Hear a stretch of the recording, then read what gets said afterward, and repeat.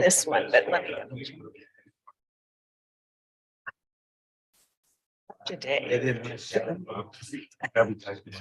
Okay, it's 5 o'clock. So we'd like to go ahead and call this regular scheduled meeting of the Santa Clara City Council to order.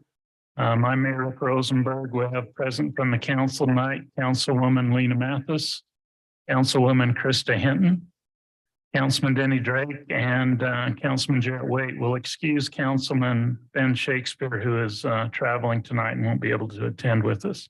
I'd like to begin the meeting with an opening ceremony and pledge of allegiance. We've asked Councilwoman Lena Mathis to lead us in that.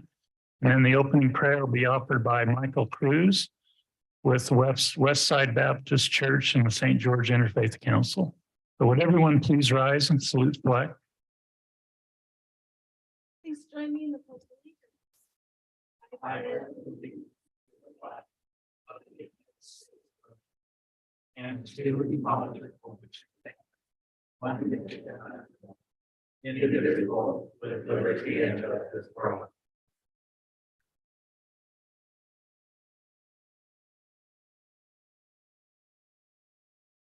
I'm with the Unitarian Fellowship, but that's okay. That's okay. Sorry about that.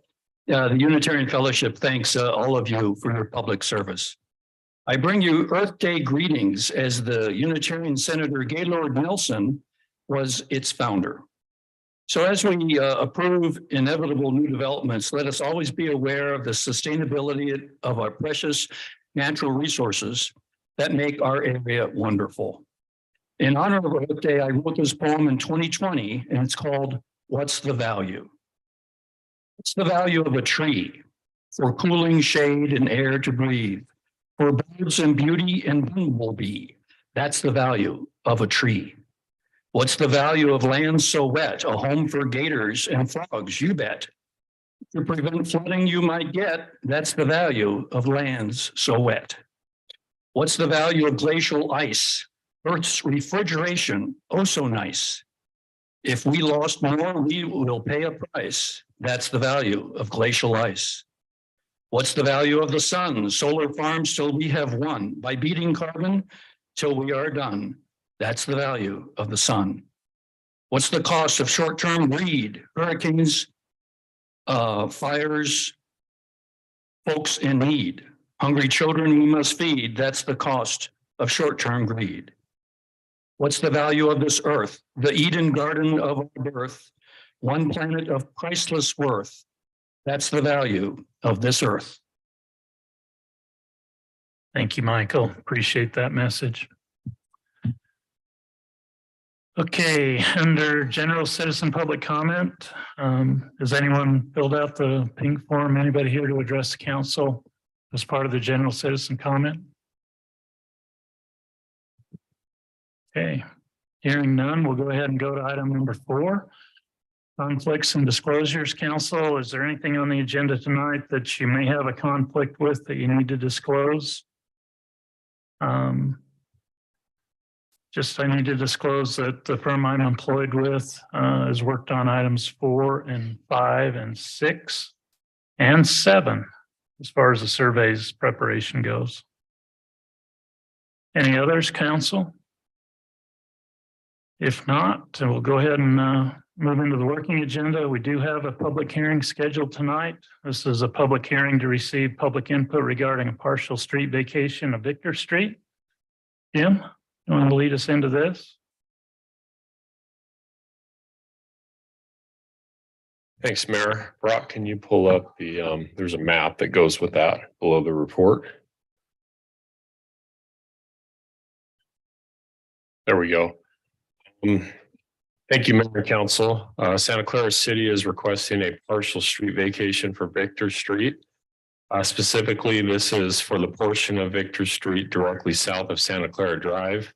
We have a total of 7 parcels that are included in this partial street vacation. You can see from the map here, we're not seeing all of them, but you can see 4 of them. Then if we scroll down a little bit, you'll see the other property owners. There's a total of 7. If we go to the next sheet, we have the narrative. It's their legal descriptions for each one of the parcels that is affected by it. So we have parcel SC 117 B, which is 0.03 acres. Parcel SC 117 C, which is 0.03 acres. Parcel SC 117 A, which is 0.02 acres. Parcel SC 75 D, which is 185 square feet.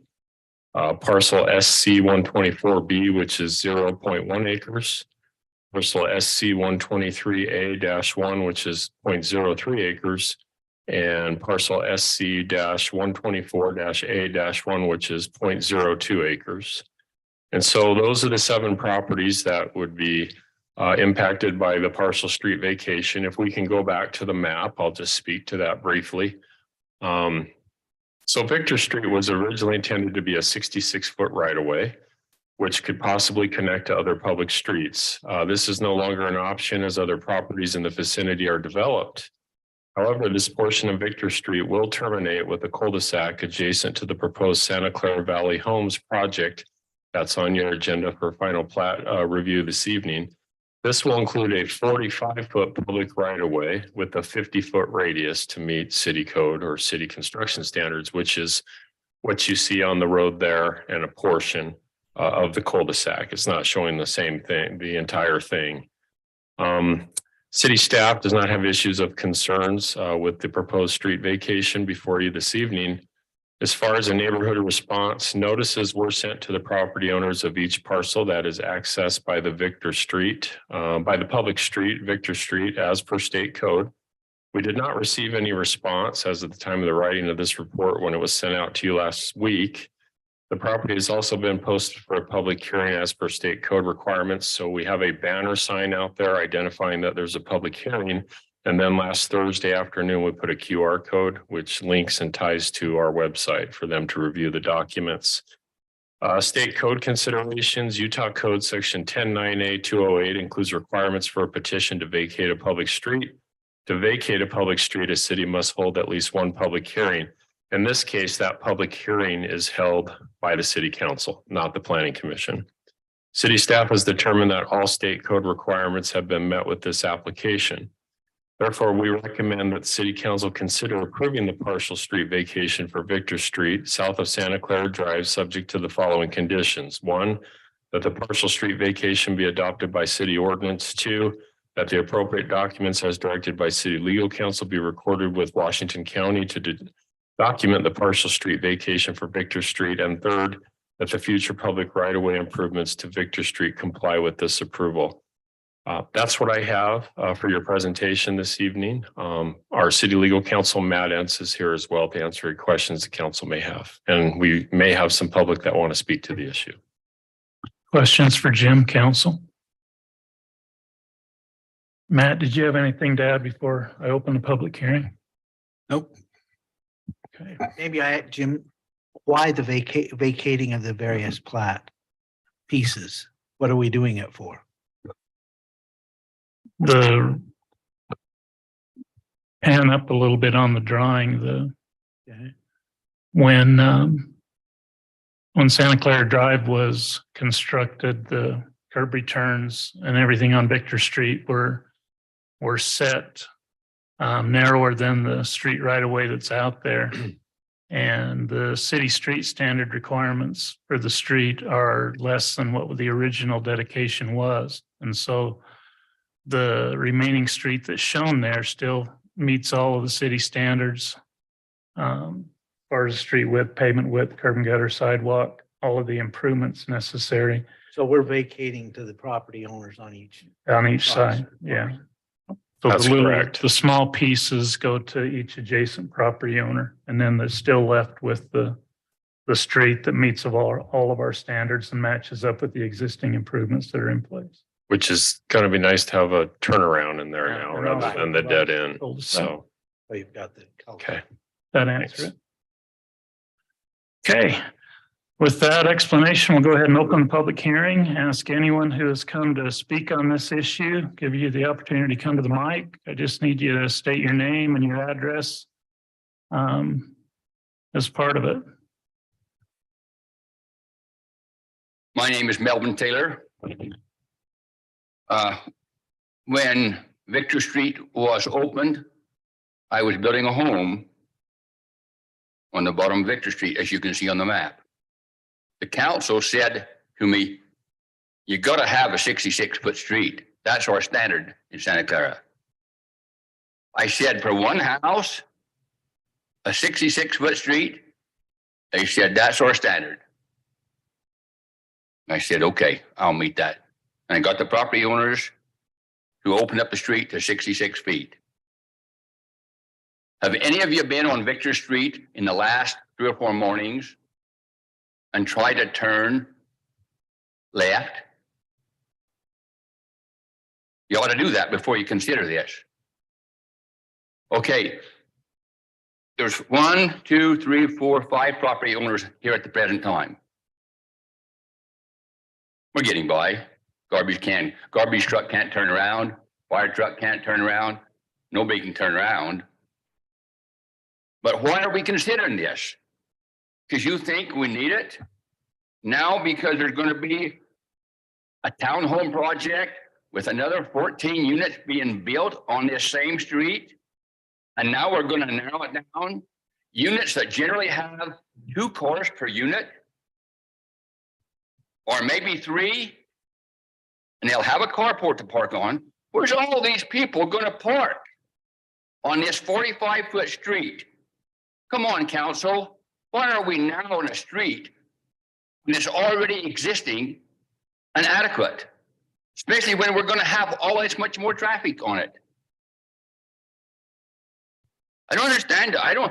Who proposed it? The council? Did the council propose it? Who proposed it? Who proposed this narrowing? The council? The city's proposing the change. City proposed it. Sir, I can yell too. You need to calm down a little bit. Well, you gotta be excited or you're not gonna get my message. Yeah, you're a little overexcited. Okay. Just relax. Who proposed it? Go ahead, Mayor. It was proposed by the city. Okay. The city proposed that we narrow this street down. Why? Because the street was deemed adequate and the width has been proposed and provides for the turnaround at the end. So the map shows 45 feet from 60 feet down to 45 feet. 66 feet. Now we're going to go down to a 50-foot radius turnaround. That's typical for a cul-de-sac. The 50-foot radius, 100-foot diameter allows for any fire and emergency vehicle access to turn without having to back up. They can turn This is in that radius. And this is a dead end street, isn't it? Yes, but that's what the cul-de-sac turnaround's for. Right now, it's a dead end, so now it's difficult So, for slide- fire apparatus. To the cul-de-sac at the end. Oh, see how it turns? How Uh-huh. far into the property? It goes into that property and we'll have that discussion later tonight. We'll get to that item in a little It while. provides a 100-foot diameter. 100-foot diameter. So a good portion of that cul-de-sac's going on Jim Ence's property How come it for doesn't that show that? turnaround. It shows on the plat that hasn't been dedicated yet, Mel, so it doesn't have to be vacated. That it will be dedicated as part of the subdivision plat. So any right of way that is necessary will be dedicated as part of the plat. This plat only shows the vacation of the existing dedicated road back to the property owner. You can see that. And so we're narrowing the street more on one side than we are the other. We're not narrowing the street down equally on both sides, are we? Now, we're matching the existing improvements that are out on the ground. The existing street improvements that are actually built on the site don't match exactly with the right of way width. So council, before you vote on it, I would go there, take a look at it, make some measurements and see if you agree with what's being done. Thank you. Thank you, Mel. Anybody else?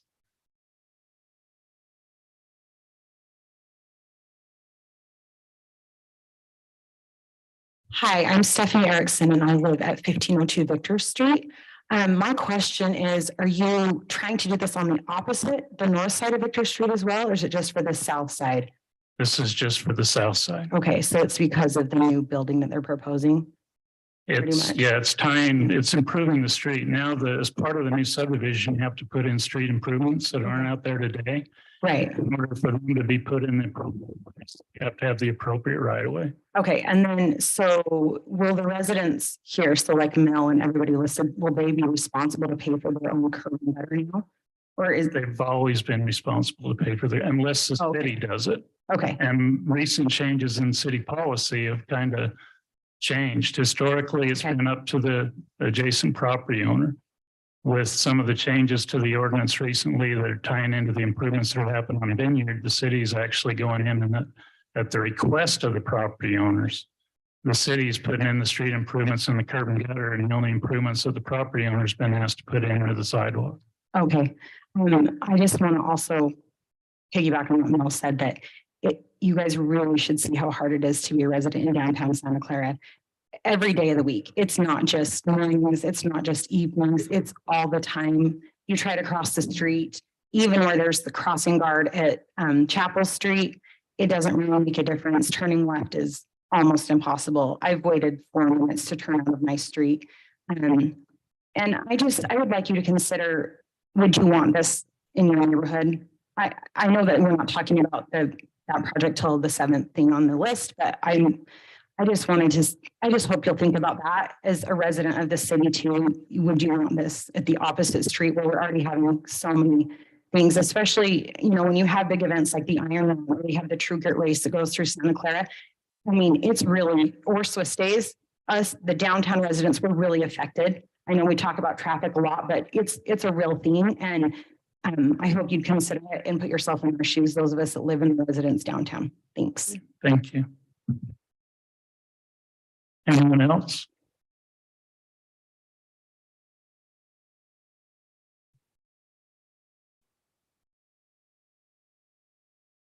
Tracy Hoskins, 1385 Vernon's. Does this keep me from going in and out of that street where that roundabout is?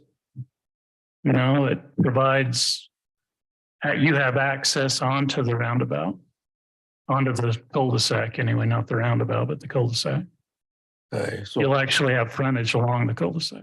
so I'll still be able to go in and out of Oh, it. yeah. It doesn't change your access to your property at all. The last time I thought about any of this was when Jack was here, and because I'd come to the city to see about getting some power through there. And so I'm curious to find out if that's still something that's possible. Yeah, Gary, We're gonna be running power down into that development there. So if Right. the first I've heard of it, yeah, well, But it doesn't show where. Jack asked me to wait till this development is underway and then take care of what I wanted to do. okay, yeah, maybe I can just meet with you and we can figure out what you're gonna need and we can work on it. Yeah, I just want to get some gas down there and yeah, they'll be extending the utilities down to the development, and the ability to tie to you would be right there, but Tracy. you don't know where. I don't have the improvement plans with us, but I think if you get with Gary, you can look at it and see it. All right. And I guess other than that, it I'm not losing any property. No, you don't have to dedicate any additional property. You actually get, I think that little triangle piece of property would come back to you, and then you would have access out to the cul-de-sac all the way along your frontage. I will say that I think it's too much for where it's at. I think it's gonna be too dense for. Okay. Like everybody's saying about trying to get in and out of there, it gets pretty rough. Thank you. Mhm.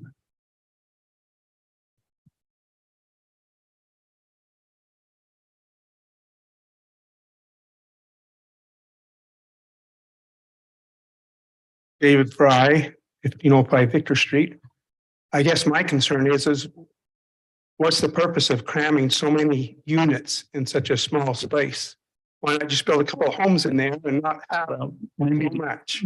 Dave, this public hearing is about the street vacation. The zone change has already been approved. That's a record. Okay, So the project density isn't a question. If you have any questions or comments relative to the vacation of the right of way, that's the purpose of this public hearing. okay.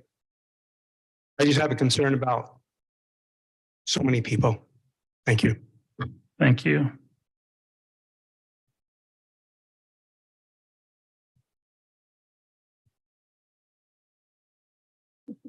Dennis Fry, 1448 Santa Clara View Drive. On your vacation, vacating the land, do the landowners have to say yes to accept the property?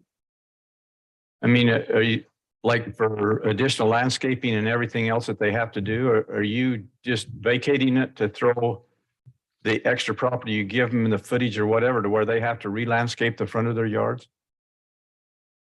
That's my question.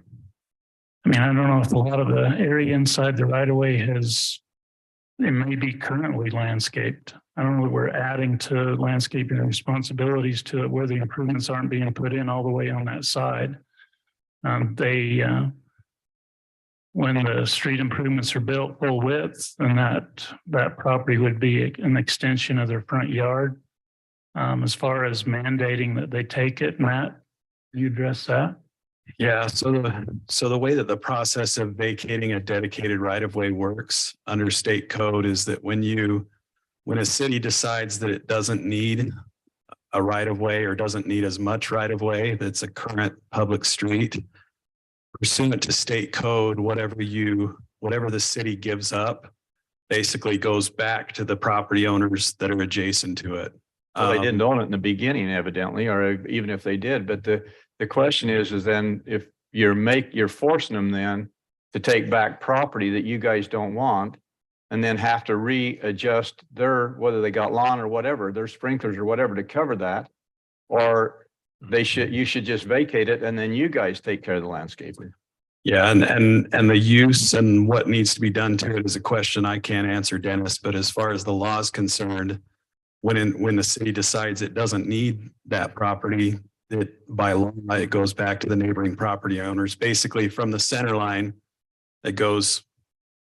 So that these property owners on this side and these property owners on this side. Force it back to the citizenry then. You're just saying. Sorry. So anything the city decides to vacate, they could just force it back to the citizenry? That's how it works pursuant to state code. Okay, well, that doesn't make sense. So- Anyway, that was my question. Thank you. Any other questions or comments? Okay, we'll go ahead and close the public hearing.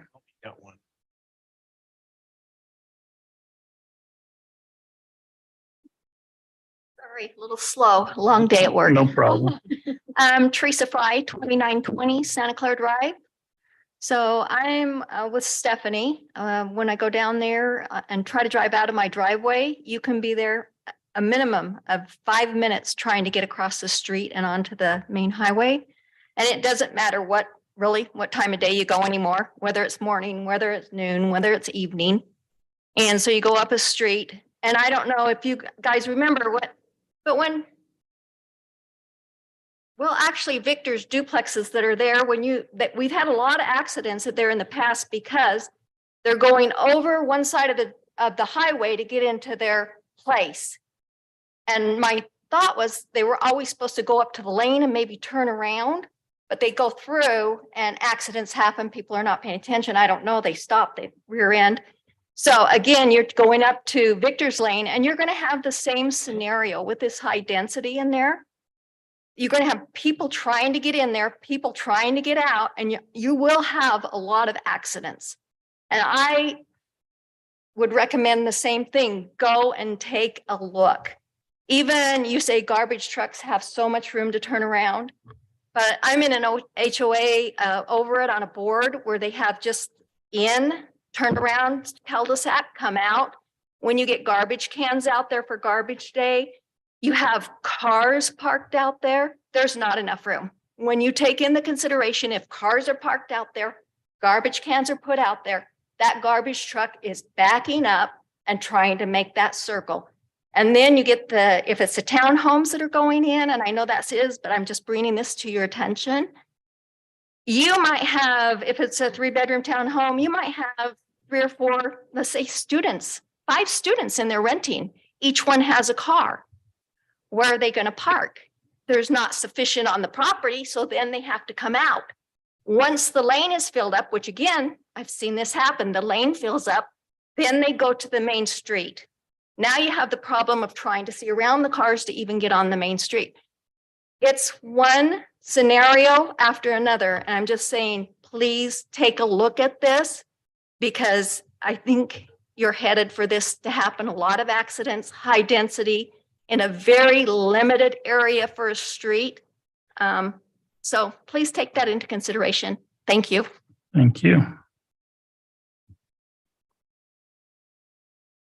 Any other comments?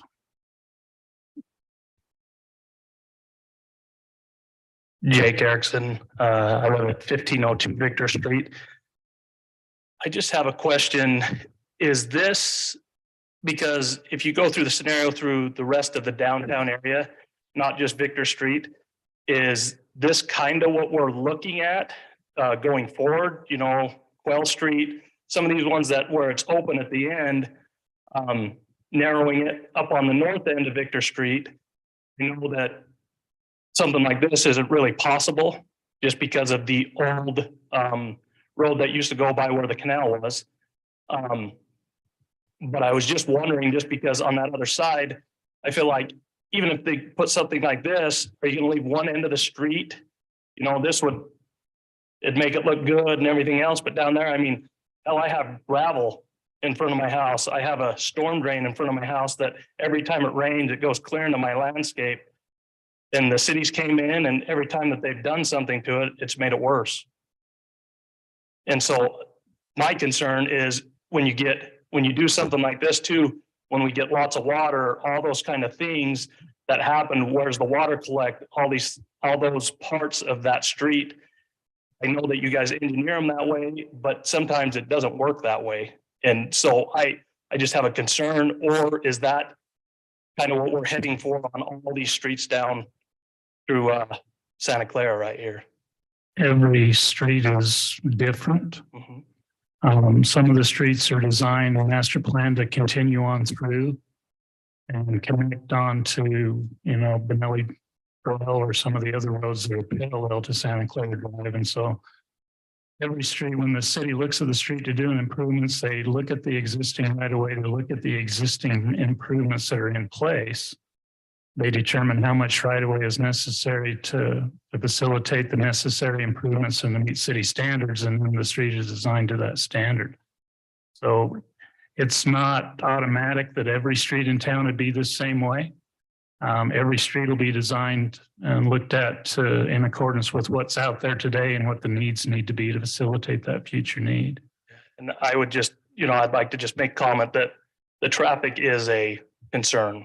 Turning out on that street by putting more density, especially weekends, but even just any time of the day, it is very difficult. And so, yeah, and you're seeing a lot of that traffic isn't being generated by Santa Clara, being generated west of town, out to Ivans. The city's looking at other routes, alternate routes for trying to reduce some of the numbers on Santa Clara Drive. I mean, we haven't built a single unit in the valley, or hardly a unit in the valley, and you've seen the traffic increase 9,000 cars a day over a year. Yeah. That's development that's happening adjacent to the city. It's development that's happening along Old Highway 91, and so you're seeing that. We're trying to mitigate some of those traffic concerns by doing things in other areas and facilitating some, you know, bypass routes and those types of things. But it's something that's happening regardless of what we do as far as in the downtown. okay, thank you. Thank you, Eric or Jake. Anybody else? Okay, now we'll go ahead and close the public hearing. Council, on your agenda, you have the consent agenda, approval of the claims and minutes. The regular city council meeting from April 12th and the claims through April 26th. Just a quick calendar, we meet again as regular city council on the 10th of May and work meetings on the 17th and another regular city council meeting on 24th. So any questions on the consent agenda, on the claims or the minutes? If not, I look for a motion to approve the consent agenda. I would move that we approve the consent agenda as presented. Second, I got a motion by Denny and a second by Lena to approve the consent agenda. Any question on that motion, council? All in favor, well, it is a money item. Roll call, Jarrett. Aye. Denny. Aye. Krista. Aye. Lena. Aye. Thank you, council. Going down to item 5C under general business, we have discussion and action to consider approval of resolution 2023-07R proclaiming April 2023 as Child Abuse Prevention Month. It's been presented by Christy Pike, Washington City Children's Justice Center. Or is it Washington County? That's what I thought. Washington County Children's Justice Center. Christy, come on up. Welcome. Thank you. I appreciate the opportunity to be here in Santa Clara. Appreciate you, Mayor, and your city council. Did you want to read the proclamation, or do you want me to? You can. Okay, here we go. So this is a resolution proclaiming April 2023 as Child Abuse Prevention Month in Santa Clara City, Utah. Whereas April is National Child Abuse Prevention Month, a time to recommit to strengthening homes and giving every child a chance to succeed. And whereas Santa Clara joins businesses, government agencies, nonprofit organizations, and others across our nation in observing April as Child Abuse Prevention Month. And whereas children are vital to the current and future well-being of Santa Clara City, the state of Utah, and this great nation and the world. And whereas our children are also some of the most vulnerable members of our society, and their protection is of the greatest importance. Therefore, addressing child abuse and neglect is an effort we must undertake as a community. And whereas child abuse is a complex issue and ongoing in every community, including in Santa Clara, and whereas we publicly thank our community's parents, the Washington County Children's Justice Center, child care providers, doctors, nurses, police officers, social workers, teachers, therapists, and countless other professionals who selflessly care, serve, and protect. And whereas in Santa Clara and Washington County, the Washington County Children's Justice Center leads the collaborative efforts to protect each child, advance justice, promote healing, and educate our community about child abuse. And whereas in 2022, the Washington County Children's Justice Center served 420 primary victims, conducted 283 child forensic interviews, performed 142 medical exams, provided 1,214 hours of trauma-focused mental health care, and 114 primary victims were under the age of 7 years old. And now, therefore, we recommit to ensuring that every child grows up in a safe, nurturing environment that is free from abuse and neglect. You, the mayor and city council of Santa Clara, do hereby proclaim the month of April 2023 as Child Abuse Prevention Month in Santa Clara City, Utah, and urge your citizens to join in preventing child abuse and providing ongoing support for survivors. Well read, Christy. I mean, it's sad, the statistics. But I just want to commend the Justice Center. You guys do some great work, provide a great facility that I know all the communities take advantage of, and we appreciate having it there. Thank you. You may know, and Councilwoman Hinton and Councilman Waite were at our groundbreaking today for our expansion, and we appreciate having them there. We will be expanding our mental health care and our medical into the new facility. And I also just have to have a shout out to your law enforcement officers here in Santa Clara Ivans. And I know Chief Flowers has joined us. We appreciate our collaboration with them in this cause. Yeah, we appreciate you guys very much. Thank you. Council, can I get a motion to approve that resolution? I move that we approve resolution number 2023-07R proclaiming April 23rd, April of 2023 as Child Abuse Prevention Month. I'll second that. Got a motion by Denny and a second by Krista. All in favor, say aye. Aye. Any opposed? Passes unanimous. Awesome. Thank you. Christie. We look forward to having you visit us in June. We will. We'll come see you. Thank you. Thank you very much. Yes, do you have a signed copy? A signed?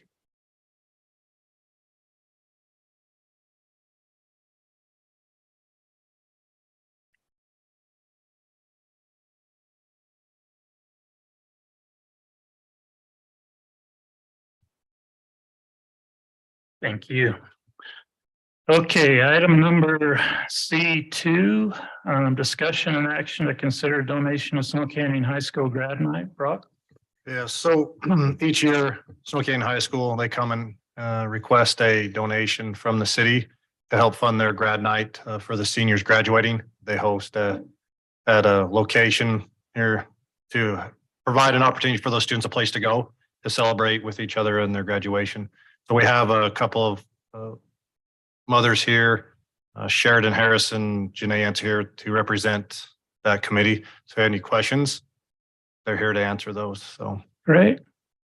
Come on up.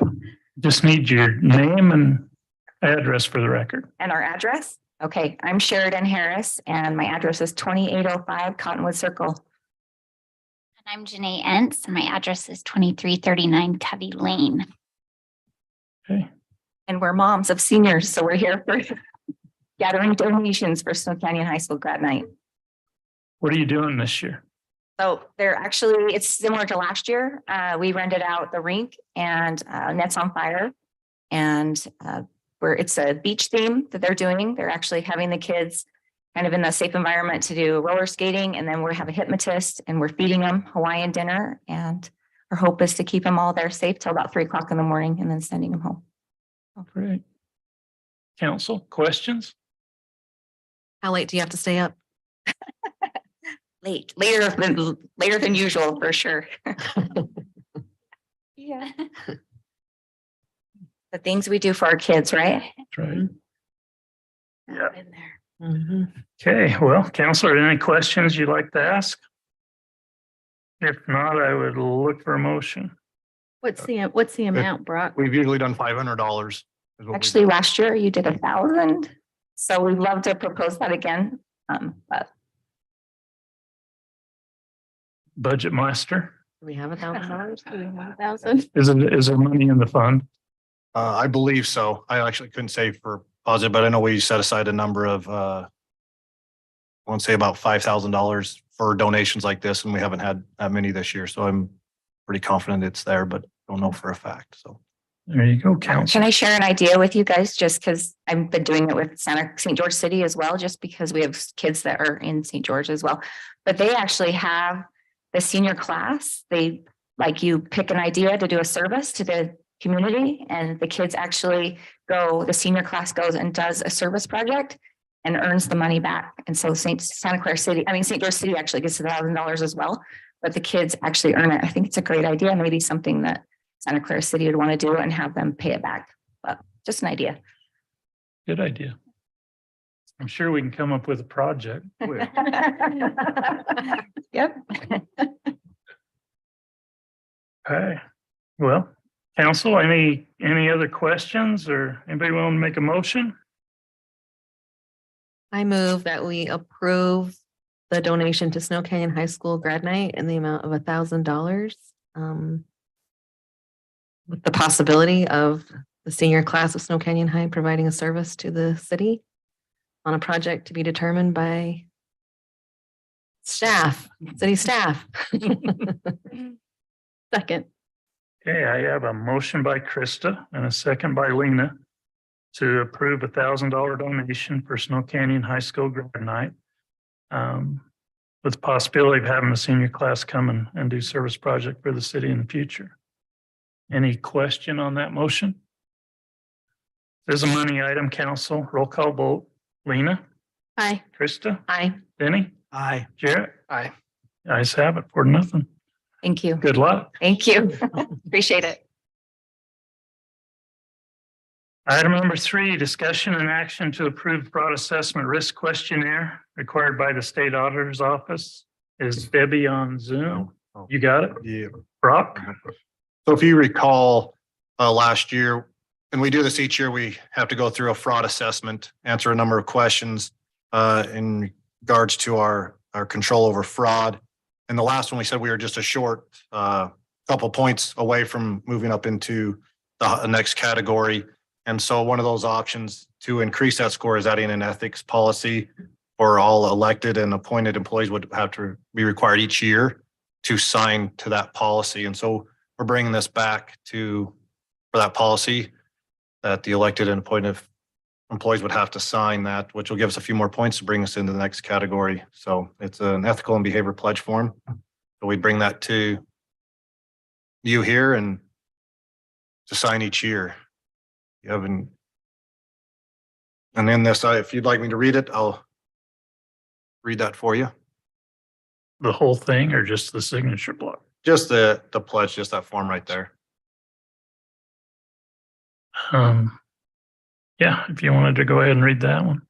All right. The following pledge is required to be made annually by all officers and employees of Santa Clara City.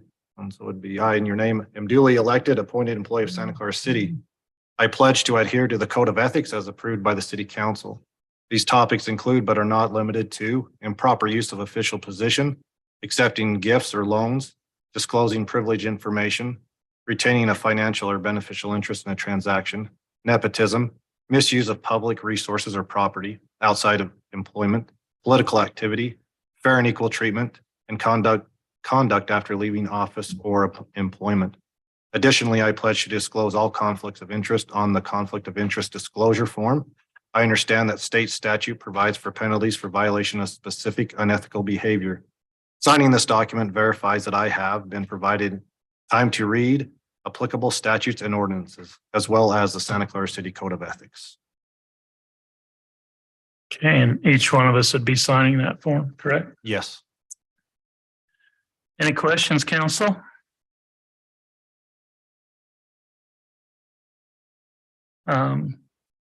If there's no questions, and then I would look for a motion to approve the fraud assessment risk questionnaire as presented.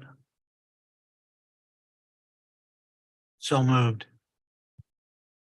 Second. A motion by Denny and a second by Krista to approve the fraud assessment risk questionnaire as presented. Any question on that motion, council? Not a money item for sure. All in favor, say aye. Aye. Any opposed? The ayes have it 4-0. Thank you, council. Item number 4, discussion and action on ordinance number 2023-10, granting a petition to vacate certain portions of Victor Street south of Santa Clara Drive, presented by Jim McNulty, city planner. Council, I think you've heard Jim's presentation. You've heard the public hearing, had an opportunity to review the documents. Any questions for Jim at this point, council? I have one question. What is the current street pavement width? Do we know? That's a good question. I'm going to refer to Dustin. So with a vacation, will it maintain the 30 feet all the way across, all the way down? 35 is what we're showing in the construction drawings. The pavement width will be 35 feet? And then, as we in the future can get curb and gutter down that street, the city would do that extension up from the 30 feet to the 35 feet.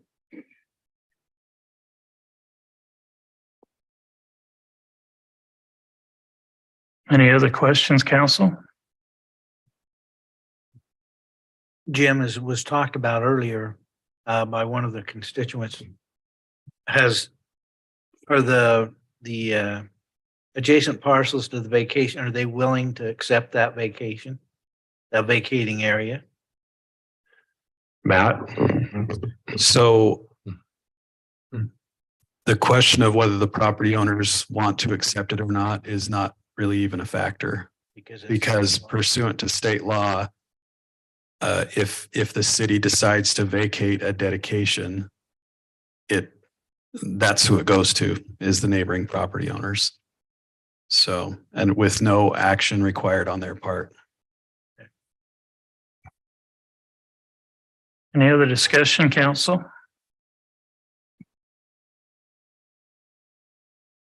Okay, if there's no other discussion, no other questions, I'd look for a motion.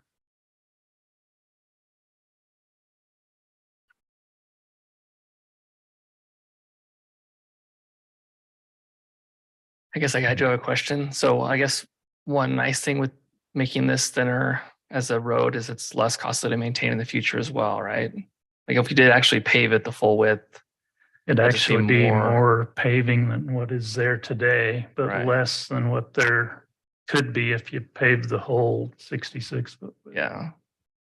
And So in terms of like other streets in that area, like if it can be thinner and still function like it should, that's more cost effective for the citizens for maintaining the roads in the future. Right? And safety wise, it provides sidewalks, curb and gutter for drainage and. Curb and gutter and a turnaround cul-de-sac On the cul-de-sac. for fire and emergency view. So there's a number of safety issues that are helpful with the additional. And generally thinner streets have less speeding as well, right? When a road's big and wide, you feel like you can go pretty fast on it, but if it's thinner, then it slows people down. Well, 50 feet is about every street on the heights. There's only 2 feeder streets on the heights that are bigger than 50 feet wide. So it'd be matching what we already have. Yeah, and generally that pavement was 30 to 35 feet, depending on the cross section. So this allows for vehicles to travel and some parking if needed. So I have a question. Why would it have been proposed wider? I mean, most of the residential areas are 30 feet pavement width. So why was it initially proposed to be wider I think initially? when the city was originally platted, most of the roads in the downtown were that wider width. It goes back to when cities were originally set up, the road widths were wider, to facilitate different needs. Turn a covered wagon. Horses, Yeah. I get that part. I mean, it's getting to where, the legislature passed a law this session. I think it comes in next year that limits the maximum asphalt width the city can require on residential street to 32 feet. So it's getting more narrow and they shot for more narrow than that, but 32 is what was agreed to. Right. So it's, it's the development of the community and what residential street needs versus, and a lot of what Jarrett says is true on the narrowness. This street is actually wider than the street in front of my house than Lava Flow Drive is. Lava Flow Drive only has 29 feet of pavement. And it was done that way to facilitate narrowing the road, to slow people down, a form of traffic calming, similar to what Santa Clara Drive when it was improved, instead of being 4 lanes like it is out at Dutchman's and having the real high speed through there, it was narrowed down to the 2 lanes with the planters to calm the traffic as it comes through town, easier to maintain the lower speed. And on the issue of like turning out of there or turning into it, I mean, is that just something we have to just take over time and maybe add a turn lane on Santa Clara Drive to get in or things like that, or how? Yeah, the existing pavement width, the planned pavement width will still facilitate a left turn lane out because you don't have the shoulder parking at the intersection. So you can still get the additional lane at the intersection with that street cross section. I mean, a lot of the issues were discussed tonight, and I agree with it, is the background traffic on Santa Clara Drive.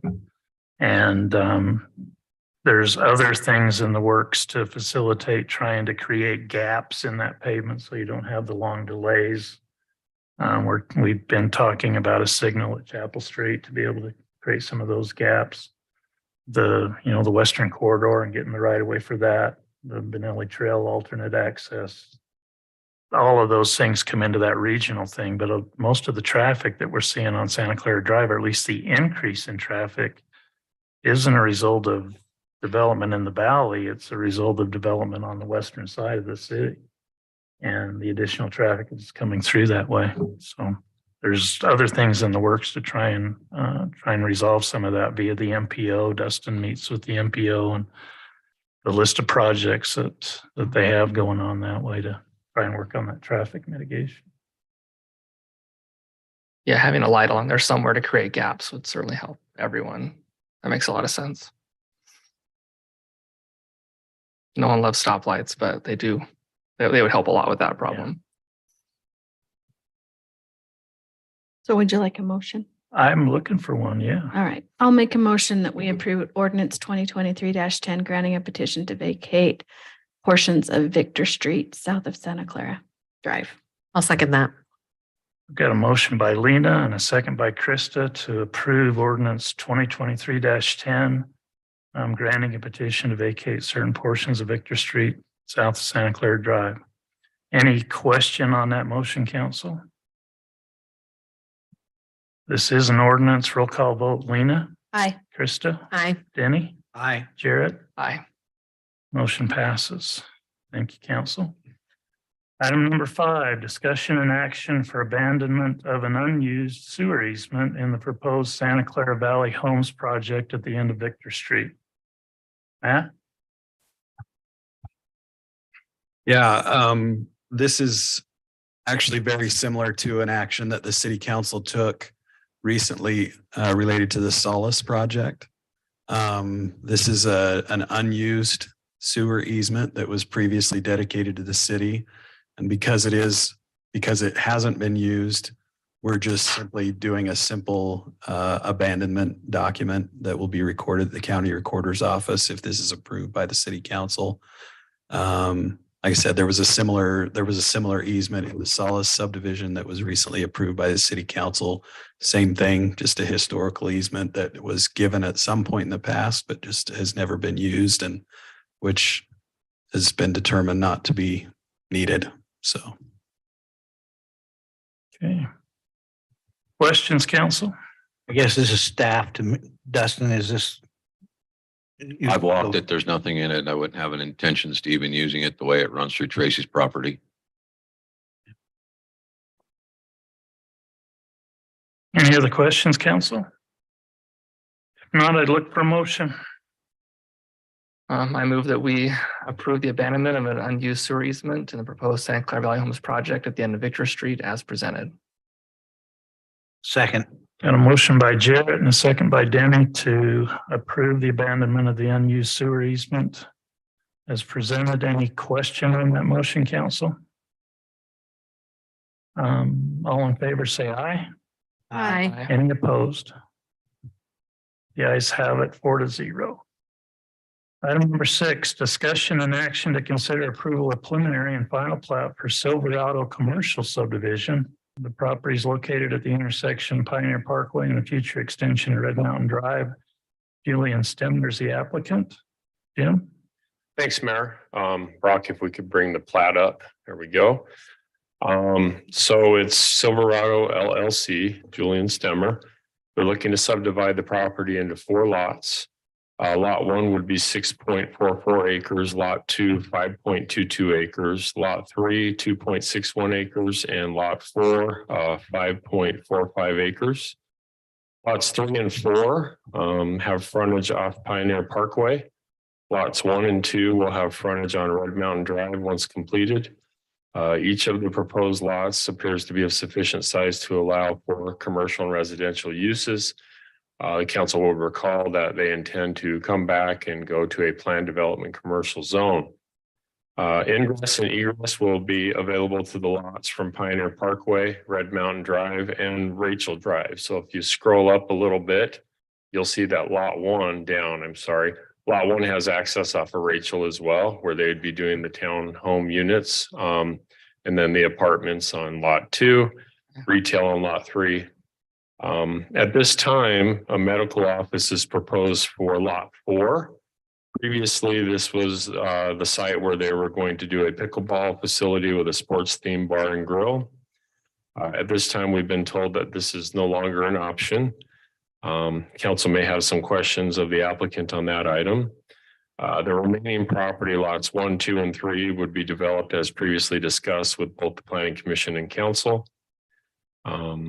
So the proposed commercial subdivision at this point is intended to allow for a legal division of property. However, the applicant or Silverado LLC will be required to submit an updated project plan, rezoning, and general plan amendment applications. Public notices are not required for a subdivision. The city council agenda has been posted as per state code. We've not received any comments. The city reviewing departments have taken a look and don't have many issues with the proposed. It's both preliminary and final subdivision plat for a commercial subdivision.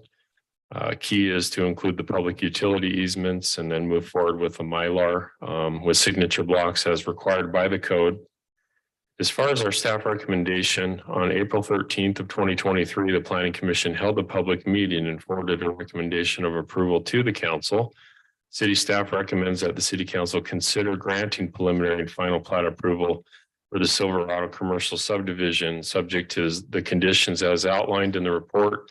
And we have a total of 6, with 5 being, again, that the applicant be required to submit an updated project plan, rezoning, and general plan amendment. As you recall, those items were tabled and there's been some back and forth, and now the applicant's back looking to do a commercial subdivision before proceeding back to those steps that are required. Mayor and council, that's what I have at this point. Both the applicant and his engineer, Jared Bates, are here this evening if you have additional questions. Thanks. Thanks, Jim. Questions for Jim? And this approval tonight is just for the subdivision of the 4 properties and the dedication of the road and the easements. Correct. Okay, council, any questions or comments? One question now, all of this was not zoned commercially. That has not been rezoned. Correct. We're asking for 4 commercial lots. 4 lots. Just 4 lots. There's no land use entitlement attached to it. So you're So just, there's no zoning attached. We're just creating a subdivision. Yeah, it's currently planned development residential. They still intend to come back and request for planned development commercial, but they meet any minimum requirements that would be in place to subdivide property. The lots are quite large. So it's just for property ownership and a sale. and it dedicates the Red Mountain Drive right away and then the easements required. Correct. Any other questions, council? There's no other questions. I look for a motion. So access is, I see the sewer line coming through, Dustin, coming through from the north on Rachel all the way down. Is there a break in that sewer easement as it comes across by Harmon's? We'll be rerouting that sewer line and upsizing it.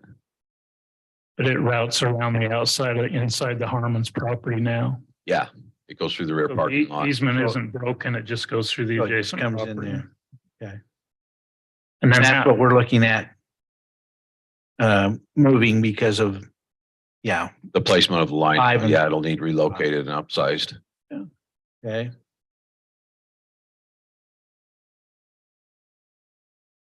And so until he comes back with road dedications and actual, this dedicates the road.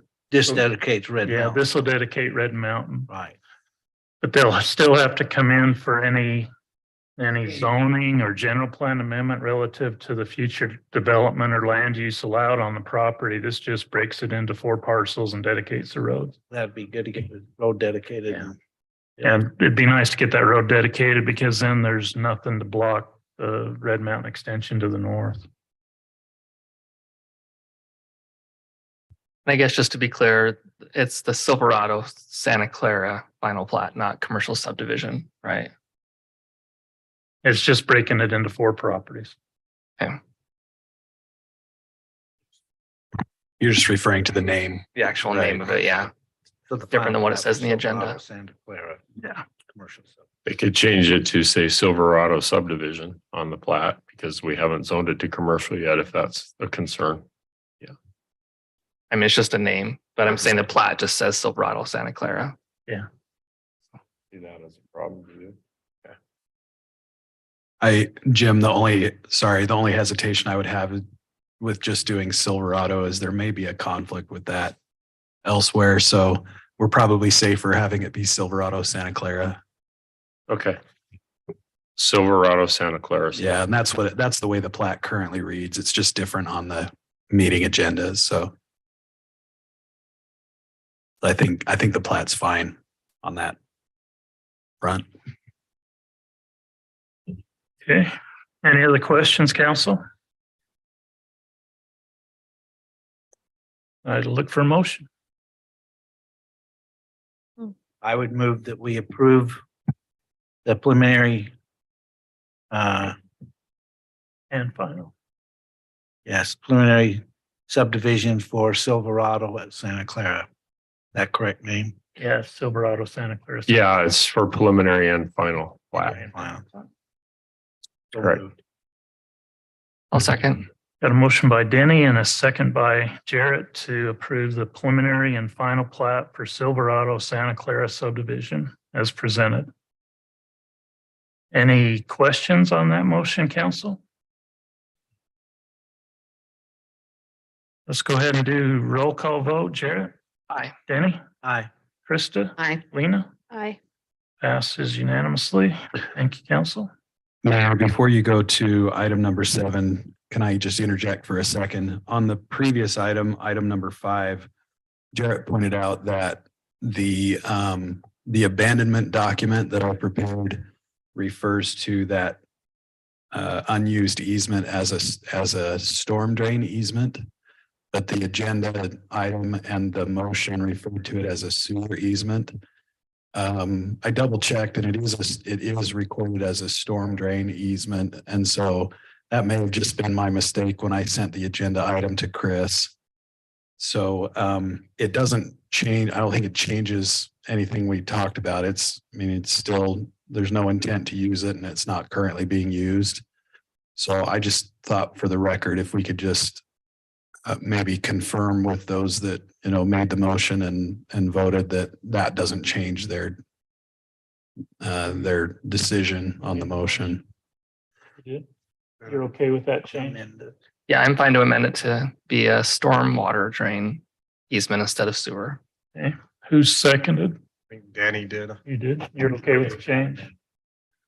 Okay, so go ahead and have a vote. Yeah, let's go ahead and just repeat the vote. I think that's fine. Just Yeah, what we need is just, this vote is just to amend the previous motion to change it from a sewer easement to a storm drain easement as it was actually written. correct.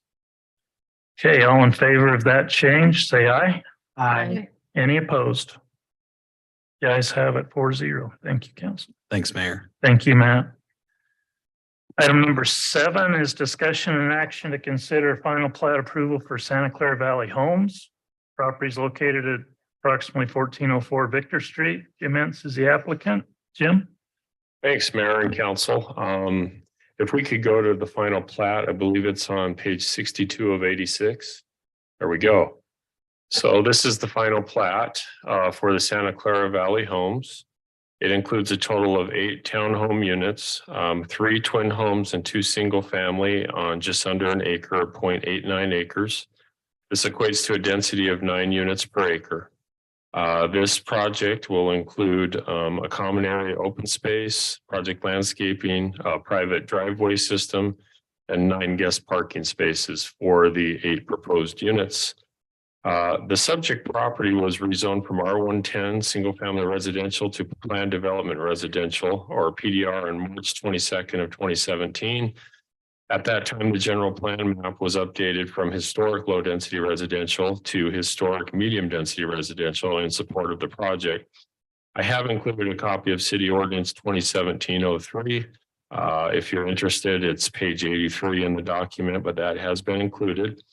Wanted to give you a little bit of an update on where things are at and some of the extensions of times that have been approved or extension of time that's been approved for this project in the past. The city council approved a preliminary plat on June 28th of 2017. On August 22nd of 2018, the city council approved a 3.5-year time extension for the preliminary plat as the applicant left the country to serve a mission for the Church of Jesus Christ of Latter-day Saints. Upon coming home in late 2021, a second extension of time was requested and granted by the city council on January 26, 2022. This allowed for an additional 18 months. And so currently, the clock would be July of this year would be the expiration of the current extension that Mr. Entz is working under. Looking at the final plat, ingress and egress to the site is going to come from Victor Street. You can see that a good percentage of this cul-de-sac is on the applicant's property. The street dedication drawings did not show that, but you can see the remainder of that cul-de-sac and radius on the applicant's property. This street would be improved with a right-of-way width of 45 feet, and then the cul-de-sac will have a 50-foot radius with a 100-foot diameter. Public street dedication will be required for that portion of the public street that this project has frontage on.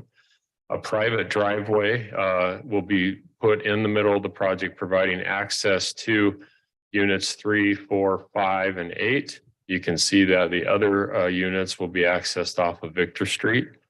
That'll be 26 feet wide. They've got the 9 guest parking spaces, which exceed code requirements. We've already discussed the street vacation. As far as the setbacks go, within the PDR zone, a minimum fronts 20 with sides of 10 and rear of 10. All of these meet or exceed that setback requirement. If we could go to page 78 of 82, I just want to briefly show you the building elevations and materials. These drawings were approved by the Heritage Commission back on January 18th of 2017. We're getting close. It went big. One more sheet. Here we go. So these are the building elevations that were approved for the units themselves. I have townhome renderings. The single family homes will be the same, just single family, not a twin home type of attachment. This recommendation went to the Planning Commission and City Council, and they were agreed upon at preliminary plat. The elevations include a gray lap siding or hardy board stucco, red brick and white trim. The upstairs balcony includes white railing and columns of metal material and a gabled roof to provide architectural interest. We have this one. If we could scroll down to the next sheet, similar. We can scroll down to the next. See more of a side elevation. You do see the hardy board or lap siding on the front wrapping, and then the rest of the side and rear elevations in stucco, and then a covered awning, kind of a trellis system. I want to talk briefly about the landscape and open space plan that is on page 71 of 86.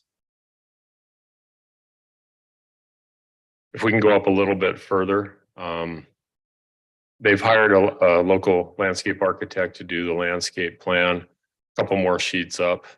It looks to be a good landscape plan that meets our city ordinance for water efficiency and conservation.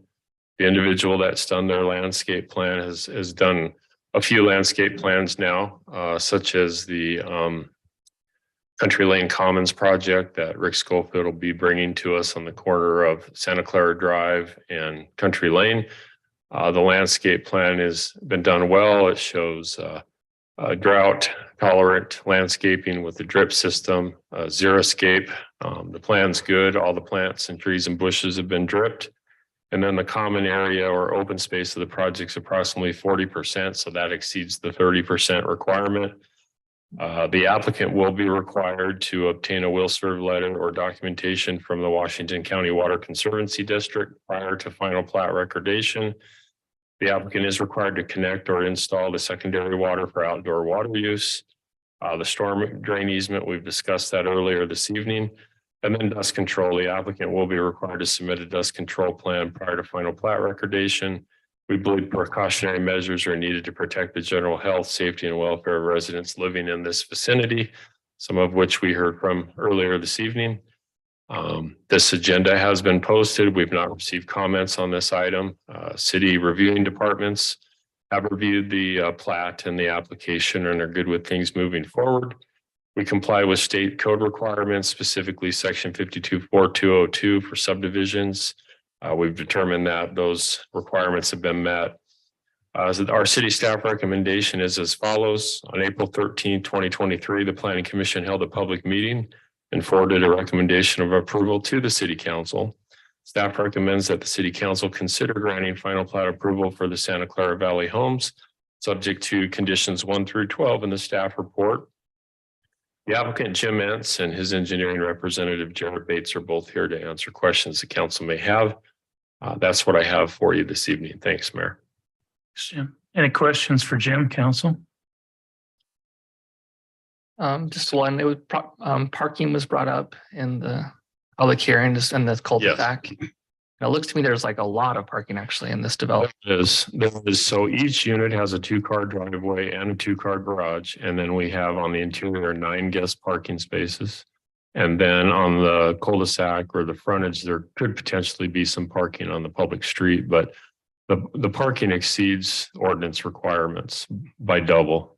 But basically like every unit almost has 5 parking spaces. Yeah. And the That driveway area depths students. are all a minimum 20, some are as deep as 23. So they're nice driveways. Okay, thank you. Other questions, council? Mine probably is for Jim. And are there going to be any privacy walls dividing the duplex yards and so that they've got their exclusive use to any of those locations? Give me your name for the record, Jim. 800 Old Farm Road.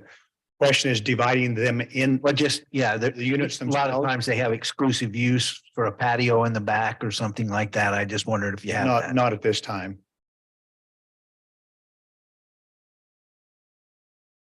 There is like the small cutout in the back of each building. Is that intended to be a patio? Not a wall plan.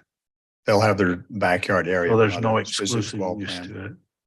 It looked like if you go to the rear building elevation that you had maybe a small covered patio area. Yeah, there was I a saw covered patio with the on the truck. covered Yeah, patios there. right there behind each. Okay. But the project does have a wall around the perimeter of it, right? Around the perimeter, that's required. All right. Other questions for the applicant? It's good to see you up. Yeah. I thought it started. You're walking with a little swagger I'm now. probably lucky I missed the first half hour. We had some of your cars here. And I think you were here for most of it. Can I just make one comment? Absolutely. I personally feel that Mel Taylor is the only one that's really affected. And Mel Taylor owns her property on Old Farm Road.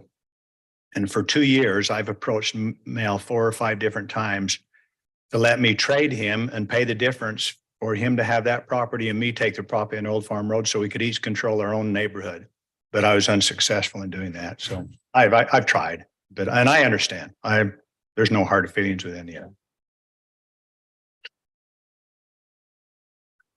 Okay, council, any other questions or discussion? I have one question. I don't know if it would be worth noting on the plat. I realize that it's all blank so that the street shows or the drive shows as common area. But it might be worth noting on the plat that that is a non-public street. Just so there's no question that the city is not required to maintain that. Yeah, they could add private driveway. That's No, easy. right on the plat, Yeah. because that's what we prefer to be known as a driveway, not a private street. Okay. So Private, private, that works for me. It would probably be good to have it noted on the plat. yes. You got that, Jared? Okay. Any other comments, council? There's no other comments. I'd look for a motion.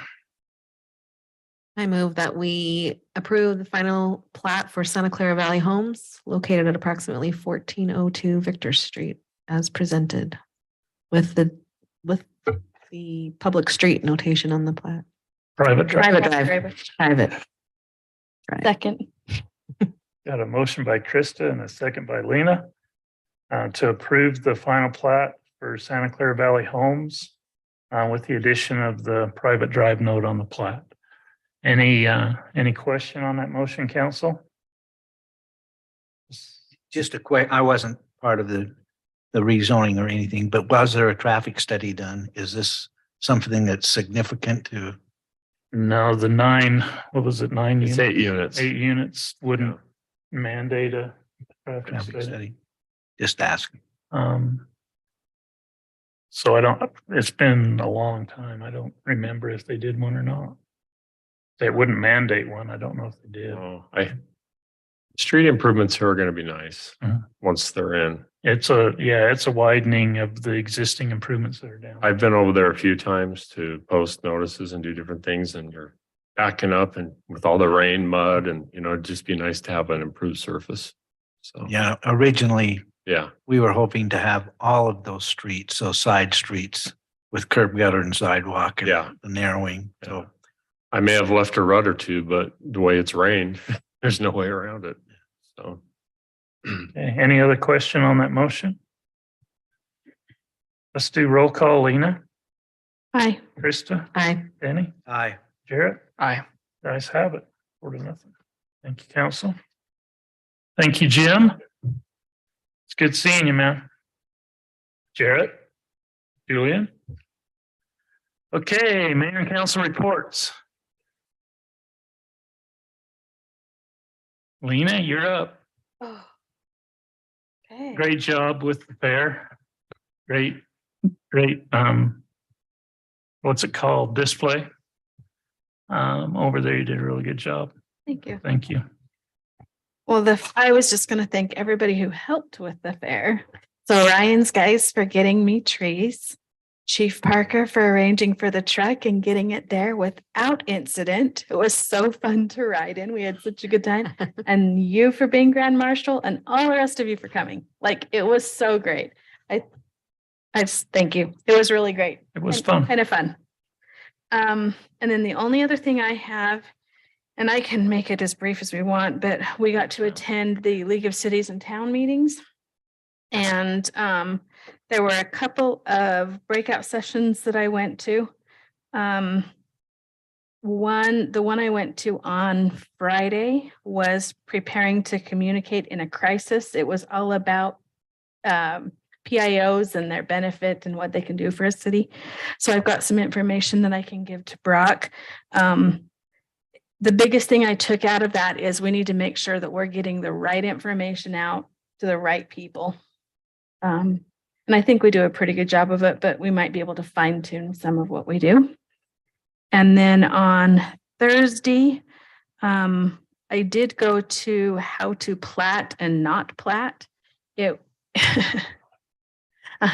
it was really great. It was all about SB 174 and the changes that they made.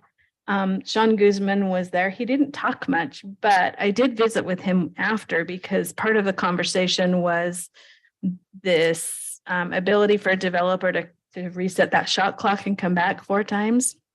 And the fact that we now have to set up a administrative land use and it cannot have a member of council or the mayor on it. And my question to Sean was, the way our PD ordinance operates, our site plans go concurrently and we cannot approve site plans any longer. And so he was going to do some checking to see if, because that's a zone change application, if there's a way to separate that so that we can review it and look at it, but not approve the actual site plan, because that has to be done.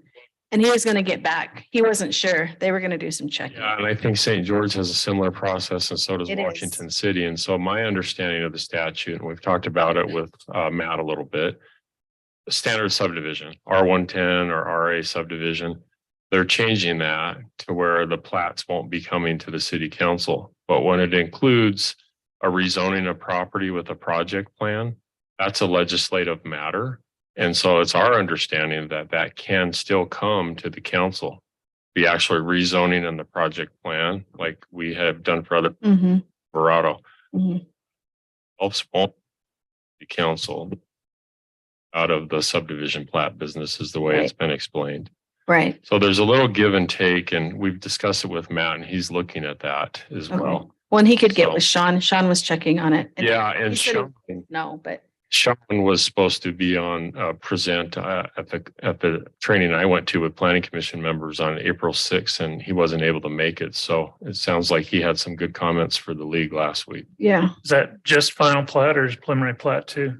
preliminary plat. Preliminary and final for a subdivision or a townhome plat would never come to council. Well, It's 1 to 2 family dwellings, Yeah. homes and condos. yeah, And exactly what would be So- the It It justification? affects everything pretty much but commercial and multi-family. it goes into effect in 2024. Apartments. Yeah. But I mean, what would be the justification of not having the elected officials be the sounding board? Streamlining the process, Yeah. getting through quicker.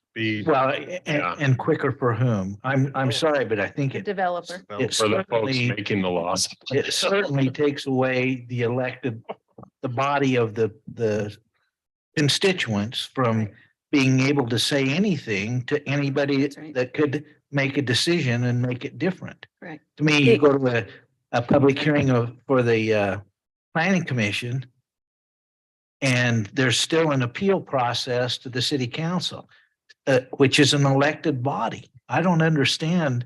If this is the legislators, I'd like to see them bring it to us before they pass it as a state law. Yeah, it's a bit of a mandate. They keep saying because there's a housing crisis and things are taking Yeah. too long. But the key here is, and here's another wrinkle to it all. A preliminary plat for a standard R1 subdivision will go to the planning commission for review and approval. And then the final plat will be an administrative approval by staff. The final plat will not go back to the planning commission because that's another step to take out of it to try to make it quicker. Are we getting closer and closer to the people not being represented at all? Yes. Yeah. And they acknowledge that. They acknowledge that this is going to create a real issue for planning commissioners because the planning commissioners are now going to be the ones having that public hearing. And as the administrative land use authority, they are obligated not to listen to that public clamor just to see if it meets land use requirements. I And know. if it does, they're obligated to approve it. So they recognize And that's- it's a problem. That's similar to the conditional use law that changed. That is correct. You know, basically, if they meet the requirements, you have to grant the conditional use. I have seen on 1 or 2 occasions when the requirements were laid out for the property owner and he or she specifically said, I can't meet those requirements, then they didn't have to approve the conditional use. But if they can meet the requirements, they have to approve it. Yep. There are a lot of developers. Well, then at we the ought to state get with the state legislature. legislators and make those requirements so stiff, nobody could make them without an appeal. We've tried. I think there is still some dialogue and discussion that needs to occur because we have until 24 for the adoption, but there's still some dialogue that needs to occur for planned developments. I think we ought You to know, make the that- state that's where- legislators sit in our seats and make decisions in this You gotta situation. be careful because they think some days that's what they want to be. Well, I think it is what they want, and They I'd like to want have them do total it. control over They do want development. total control. I agree with that. It's all in an effort to streamline things and we'll see how it goes. They'll be back for more Yes, they change. will. Yes, they Yeah. will. Anyways, it was interesting. We have to have our ordinance in place prior to February 1st. That's the deadline. The new ordinance. The new ordinance. Anyways, those were the 2 highlights of the two of the ones I went to. I did go to the rural caucus again. It was really interesting. We decided to go to 3 different ones to see kind of if we fit better in one versus the other again. And the state is coming out with this advisory, or the county, 5 counties coming out with this advisory position to help smaller governments who don't have staff with planning and ordinance writing and grant writing. And I talked to Brian Terrio, I'm sure how you ever say his last name. And I said, I realize we have staff, so we probably can't use most of what you're going to do, but grant writing was one of those things that I kind of thought maybe we could. And he said they don't even have the position filled yet, but as they do, even though we won't be able to utilize most of what they'll offer, that yes, they would be open to letting us utilize some of those things where we don't have trained staff to do that. So that's coming, but he says he's probably at least a quarter away from even having somebody in place to assist. So anyways, that's all I have. Good report. Thank you. Krista? So I attended a couple of breakout sessions as well. The one, I went to part of the one with Lena that she reported on about the land planning, but the other one I went to was the Dignity Index on day 2 that Tammy Pfeiffer led the discussion. She works with Tim Shriver, who gave the talk at the opening session. And I brought back a card. And we talked a little bit about how to apply that in our city councils as they're trying to influence how we speak to each other in politics. And I think it's a great resource for looking at how we talk ourselves.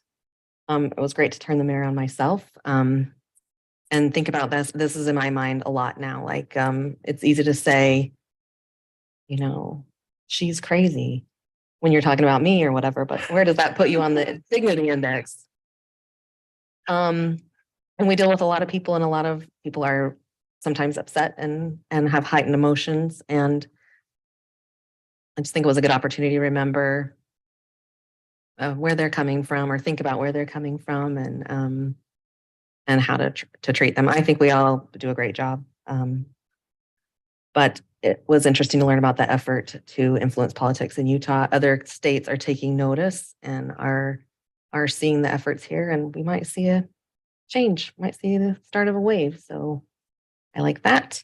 And then in the general session on the second day, they talked about this guiding our growth plan.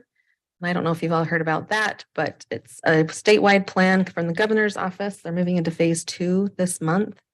They have a survey on their website that we can take, but it's kind of like, how do we want growth to happen in Utah?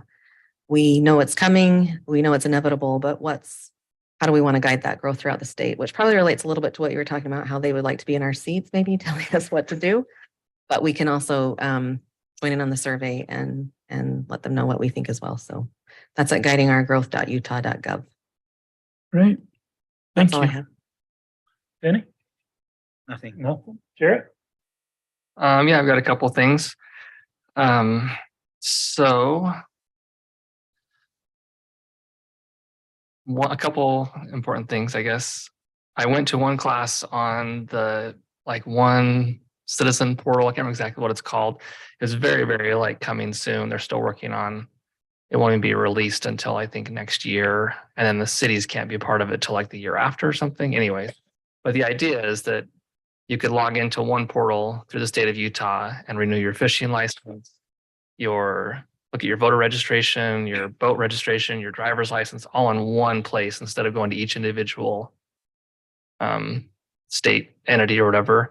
And then they want to open that up where cities could join in. You could have your business licensing as part of it, or any other licensing that you take care of, and they would collect the payment and do all the forms and everything. And the nice thing is, they said when someone applies for WIC, you have to fill out a big long form, and then when you probably also qualify for CHIP, but you have to do the same application. There's no reason to cause people to fill out both applications. It's almost all the same information.